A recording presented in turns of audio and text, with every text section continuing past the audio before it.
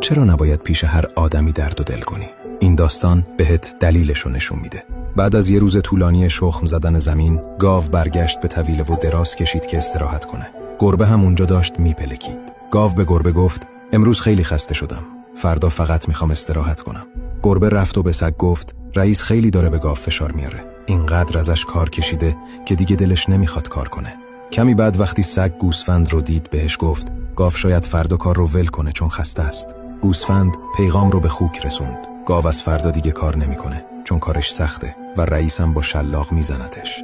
عصر همون روز وقتی خدمتکار رئیس داشت به خوک غذا میداد، خوک بهش گفت: گاو فردا میخواد ول کنه و بره. بقیه رئیسا خیلی بهترن. نه شلاق میزنن، نه حیواناتشون رو گرسنه نمیذارن. خدمتکار هم سری رفت به رئیس خبر داد که گاو قصد داره سرکشی کنه و با بقیه حیوونا بذارن و برن. رئیس که اینو شنید تصمیم گرفت گاو رو بکشه که دردسر ساز نشه.